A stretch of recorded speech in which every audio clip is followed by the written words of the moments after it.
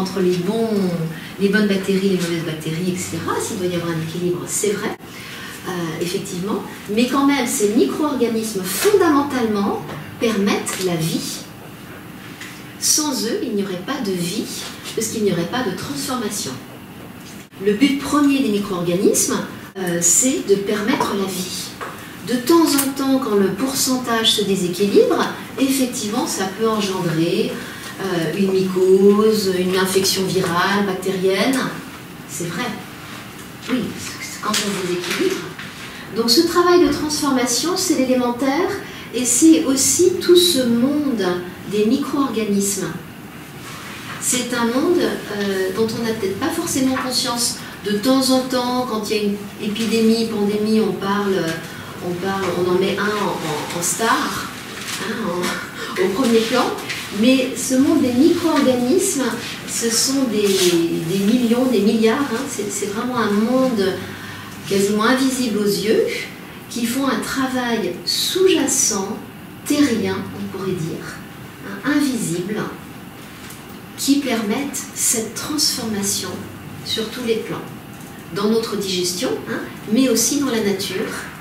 N'importe qui a essayé de planter une carotte connaît l'importance d'une bonne terre meuble, de l'importance d'une terre végétale. Végétale, c'est-à-dire pleine de micro-organismes, vivante. Une terre vivante, pleine de micro-organismes, est une terre de transformation qui permet de faire pousser, de transformer une graine en carotte, poireau, etc. Donc chaque fois, avant chaque repas, c'est vrai que dans certaines cultures, dans certaines religions, nous faisons une prière.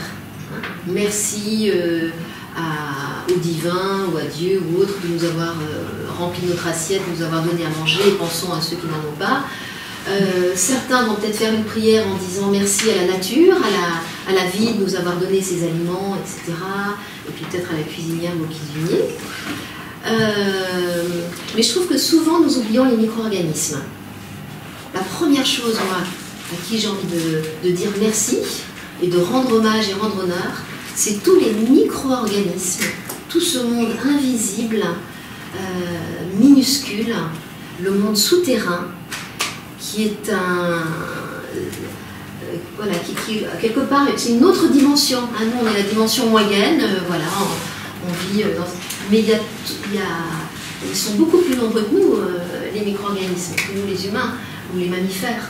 Donc, il y a une peuplade de micro-organismes dans l'air, sur les tables, sur notre peau, dans nos intestins. C'est une vie, c'est une réalité qui est vraiment là de manière très prégnante, à laquelle nous ne pensons pas très souvent. Les bactéries ne sont pas visibles à l'œil nu. Heureusement, parce que si tu voyais tout ce qui croulait sur la peau de ton chéri, ou sur la table, ou sur ton stylo, ton cahier.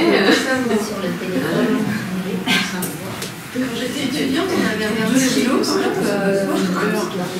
au microscope, donc Sarah dit, je répète, pas tout le monde a peut-être entendu, elle avait regardé du beurre au microscope, depuis tu n'en manges plus. Quand j'étais étudiante.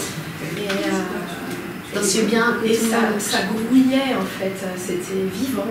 Dans le beurre, on voyait plein de bactéries qui bougeaient sur le microscope. Et je me souviens qu'il y avait des élèves qui avaient été un peu dégoûtés du beurre à ce moment-là. Pour les végétariens, du coup, si on ne veut pas manger de... C'était assez impressionnant. C'est impressionnant, oui. Ça m'a marqué. Oui. Donc ça c'est bien, tu as vu ce monde des micro-organismes grouillés, et c'est vraiment ça. Donc merci à tout ce monde microscopique qui permet donc d'entretenir notre corps, de nourrir notre corps chaque jour.